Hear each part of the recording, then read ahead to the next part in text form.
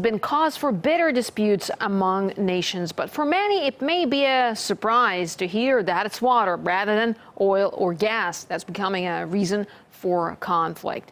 And you can see on this map right here that the world has witnessed close to 180 disputes over water resources since the 1950s. And these include small clashes and protests, as well as more serious large-scale conflicts.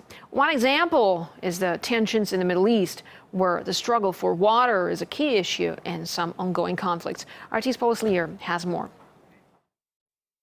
The Bible tells us that within a short distance from here, Jesus turned water into wine.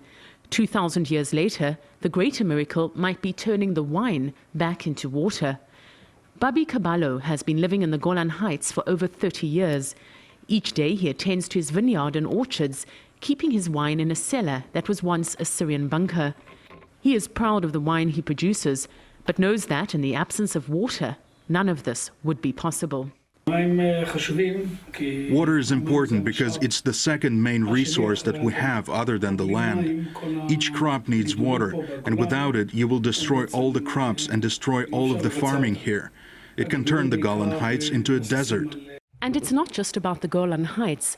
Rainwater from its catchment feeds into the River Jordan, providing a third of Israel's water supply.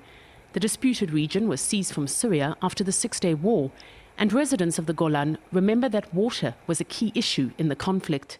Anyone who stands here understands the importance of the Golan for the water supply of Israel, because every drop of water that is draining here on the Golan is flowing to the Sea of Galilee. So we can say that it is a must for the state of Israel to have control over these water sources. It's a worldwide rule that whoever controls the water controls the land. But the problem is, in some places, there's very little water to go around. When you have a common water resource shared by several sovereign nations, there's always a possibility of clash of interests. Conflicts that should be manageable will spin out of control. And examples of possible conflicts are plentiful. Syria's major water sources travel through Turkey and Iraq, making it vulnerable, while Jordan is reliant on a river where Syria built a dam. Egypt also recently expressed concern over countries using the Upper Nile to generate electric power. In the dry landscape of the Middle East, water is a prize more precious than diamonds. In its absence, famine and drought are quick to follow. But this is a region that very seldom needs an excuse for war, and water shortages might just tip the balance. Paul Slier, RT, in the Golan Heights.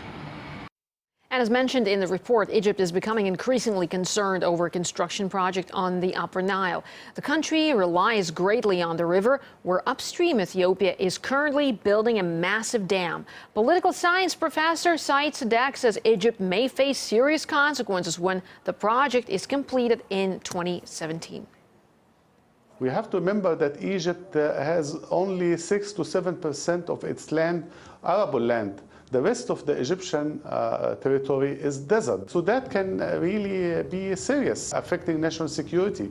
And that's why immediately when the Ethiopian raised the issue of the high dam, there were some experts here in Egypt who were talking about going into a war with Ethiopia, because if you cut water on us, we will be dying. 85% of the water, Egyptian water, comes from Ethiopia, and so it's serious. In fact, in 2050, Egypt will be 150 million people, and we would be needing, in addition to the 55.5 billion cubic meter, 21 billion cubic meter extra.